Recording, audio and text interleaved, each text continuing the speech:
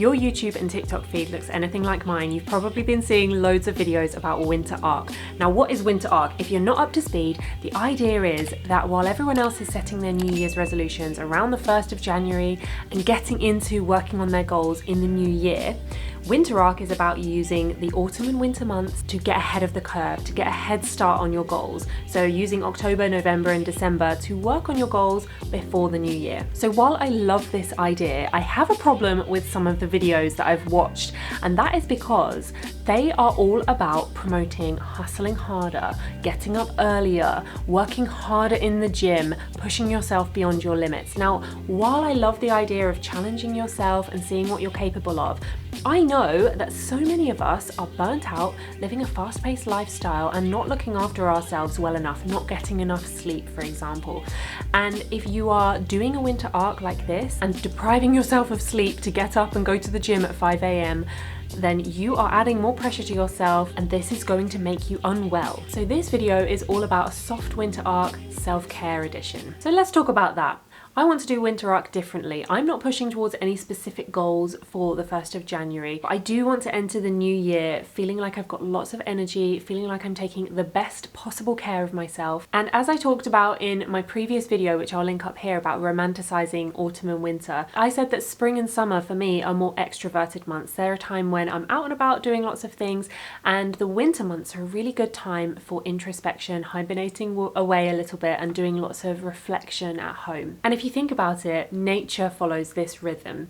In the spring and summer, there is lots of new growth, new flowers, new leaves, and all of the animals are out and about. And in the winter, it's more about shedding the old growth and conserving energy. So let's follow the rhythms of nature and use the season to look inward without putting too much pressure on ourselves. Our winter arc is all about self-care and gentleness. So if you're in a hustle and grind phase at the moment and you're feeling like life is a little bit tiring, a little bit busy, maybe you're a bit burnt out, maybe you're living in survival mode and just getting through each week on autopilot, come and join me in the soft winter arc where we're leaning into self-care habits. And as a side note, I have a whole coaching membership dedicated to healthcare professionals who want to get out of burnout and stay out of it. So I'll leave the link for that down below. So here is what I'm going to be covering in this video. We're going to split it into 3 chapters, and you will want to take notes because there is going to be some gold in this video. Now, what I would encourage you to do is to pick one thing from each of the chapters that I share in this video and make it into a daily or weekly habit. I wouldn't suggest doing any more than one from each of these sections because you don't want it to be overwhelming. You want these habits to stick. So I'll suggest some things that I'm doing, and you can feel free to use these as inspiration. Remember that this is your life and it has to fit in with your routines and your needs. So let's get into it. Number 1, if you've been on my channel for any amount of time, you have heard me talking about taking exquisite care of yourself. In my opinion, taking good care of yourself is your number 1 priority. It is a total non-negotiable. If you want to know more about how I recommend people do this, you can check out this video right here, which is the ultimate guide to self-care. And when I talk about self-care, I don't just mean bubble baths and face masks. I'm talking about meeting your basic human needs. That starts with meeting your physiological needs, i.e. sleep, good nutrition and exercise. I think sometimes we forget that we're just a bunch of cells and organs walking around. We expect things of ourselves that are superhuman, like expecting our bodies to function on little to no sleep, pushing ourselves past the point of exhaustion and burning out, and then telling ourselves that we're a failure because of it. Like, no, Susan, you're not a failure. You just need to remember that you're an organism with normal needs, like sleep, drinking enough water, eating nutritious food, moving your body, and taking care of your medical needs. So taking exquisite care of yourself in your winter arc is all about allowing your mind and body to rest and recharge while the longer, darker days are here. So that begs the question, how do we actually make time for all this self-care? Because it's all very well and good me being like, you know, look after yourself really well, get lots of rest, get lots of sleep. But I can imagine that those of you who are sitting there with very busy lives are thinking, how do I find time to do that? So the first thing we're going to focus on, if you haven't already got time to take really good care of yourself, is freeing up that time. Removing things from your plate, removing energy drainers, unfollowing accounts that make you feel bad about yourself, that are zapping your mental energy, removing things from your day-to-day life that are causing you minor stresses, minor irritations. Stop giving all of your time and energy to everybody else. start overcoming those people-pleasing tendencies, if you are giving everything to everybody else and leaving yourself the scraps, it is no wonder you have no energy. Set those boundaries. You can check out my Better Boundaries masterclass, which I'll link down in the description box below, if you want some practical advice on how to actually do that. We need to make some time and space for ourselves. And the winter months are a great time to be able to say no more and to just focus on yourself. And if you're burnt out right now, I would suggest using your soft winter arc as a chance to teach yourself and really get it ingrained into your mind the idea that rest is productive. Now, we live in this world where productivity is the pinnacle of everything we're meant to be striving for. That is just what we keep being told by everyone on the internet. And I used to find myself thinking that I couldn't rest. I used to feel guilty for resting. Maybe you're feeling the same right now. And I don't know about you, but I've got big goals to pursue. My coaching business is taking off and my membership is growing every day. And I've got some big things on the horizon. I'm really excited about my goals. Now, if I was in this position a few years ago, I would have gone full steam ahead. I would be filling every minute of every day trying to move the needle. And by that, I mean I'd be staying up late, I'd be waking up super early, I'd probably be getting 5 hours sleep a night because I would be thinking I need to maximize my time and get as much done as possible, and sleep would feel like a waste of time. I would be filling every spare minute with working towards my goals, and I would probably be saying no to things that are quality time with friends and family and looking after myself by taking myself to the gym or taking myself on nice days out because it wouldn't feel productive. And that is exactly what I did several years ago. And you know where that got me? Burnout. But luckily, since then, I've spent a lot of time and energy leveling up my mindset. And I've learned that the more I rest, the more I look after myself, the more I recharge, the more easily I reach my goals. Honestly, in the past, striving towards things always felt like a hustle. It always felt like hard work.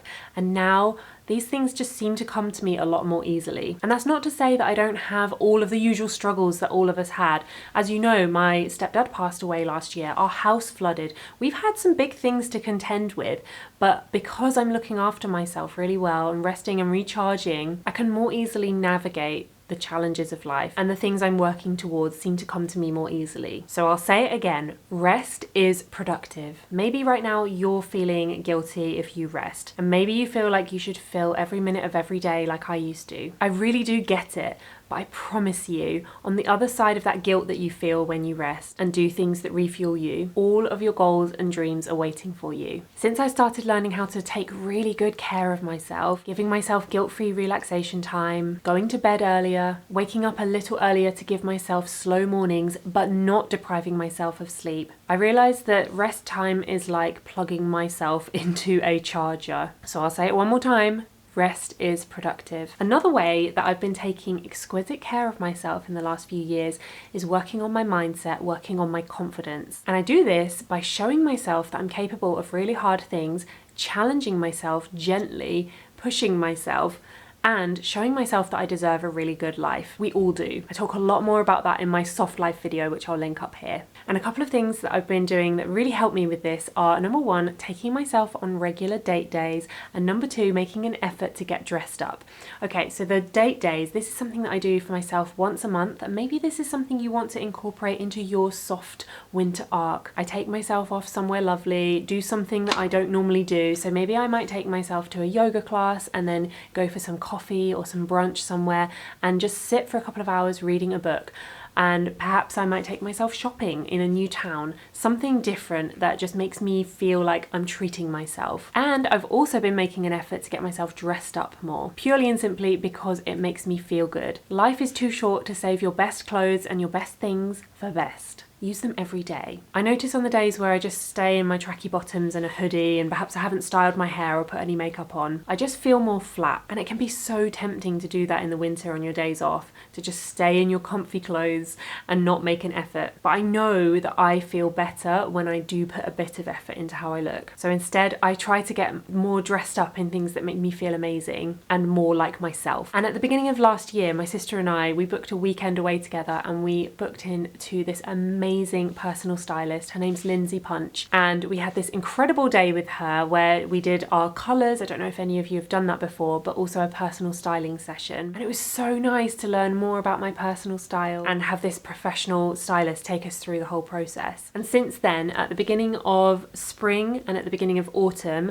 I've started treating myself to a couple of new items. So instead of shopping through the year, I save my shopping for those 2 times, and it just makes it feel more special, and it celebrates the changing of the seasons. I'd like to say a huge thank you to Teddy Blake for kindly sending me this beautiful leather handbag. Teddy Blake has a team of Italian designers pitched from well-known luxury brands, and they never compromise on quality. They have a huge selection of handbags to suit every style. They have all the key characteristics of any high-end luxury brands, but at a fraction of the price. They're even crafted in the same Italian factories as other luxurious brands. I'm so thrilled with this beautiful tan leather handbag, and I can't wait to style it with different autumn and winter looks. Teddy Blake currently have a clearance sale from $225, which I'll link below, and you can use the code TBSarahN30 for $30 off, and I'll link that below as well. Enjoy!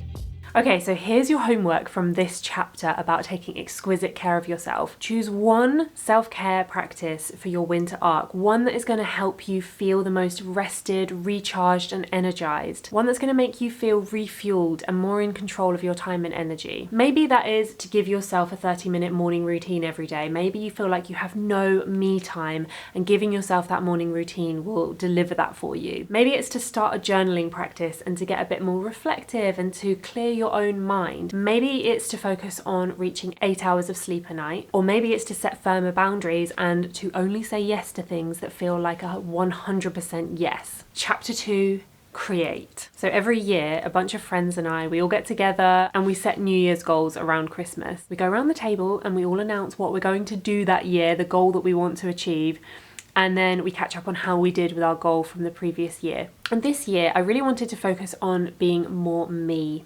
And part of that was about becoming more creative. So as I've mentioned in this video and previous videos, 2023 was a really hard year for Vince and I. My stepdad was terminally ill and he passed away. And then there was all the emotion that comes with that. And as I said, our house flooded, our roof leaked, and that cost us tens of thousands of pounds. And we had some really turbulent times with both of our jobs being a bit insecure, and we didn't know what the future held for us. So there was a lot of stress and uncertainty happening for us last year. And last year, really, we were living in survival mode a lot of the time. Now, I normally have some sort of creative hobby on the go at any given time. And I noticed that last year, I seemed to lose that part of myself. Every time I thought about doing something creative, there always just seemed to be something more important to hand. And so at New Year's, when we came to make our resolutions, I decided that I really wanted to lean into the creative part of me and rekindle that. So I set myself the goal of doing 12 creative projects this year. And I've noticed that same pattern in a lot of my coaching clients, especially when they're burnt out, when they're just living in survival mode, just getting through each week and month. When you're just surviving the week and just trying to get as much done as you can, doing something creative can feel really frivolous or just like a waste of time. Maybe you don't feel like you have the energy for it, or maybe it's that the things that you used to really enjoy just don't light you up anymore. But I want to encourage you to re-find that part of you in your soft winter arc. Find some sort of cozy hobby and just dedicate yourself to getting lost in it in these winter months of hibernation. Learn to sew, learn to paint, learn to crochet, try calligraphy, maybe get into creative writing, try scrapbooking, try paper mache. Earlier this year, my mum and sister and I went to a lampshade making workshop. And the thing that I've really loved about getting creative again is that it ignites this childlike spark in me. It feels playful. When I'm making something, I can just focus on it and totally get lost in it. So your homework from this chapter of your winter arc is to get creative. Whether it's signing up to a class or just doing something at home, give yourself permission to do something fun just for the sake of it, not because it's productive. And finally, chapter 3, connection. This is all about leaning into your relationships. We are a social species, and the winter months can be really isolating. It can feel a bit lonely. So I want to encourage you to build a practice of connecting with your friends and family and with loved ones on a regular basis if you're not doing it already. So take the time to write cards to people, take the time to catch up on your WhatsApp messages, take the time to give a phone call to a relative who you haven't spoken to in ages, arrange to meet for a coffee with a good friend, arrange to have people round for dinner. Now you could make this into a daily or weekly habit, or perhaps you could Challenge yourself over winter to host something lovely when perhaps you don't normally. Invite people around to your house and have a cozy evening together.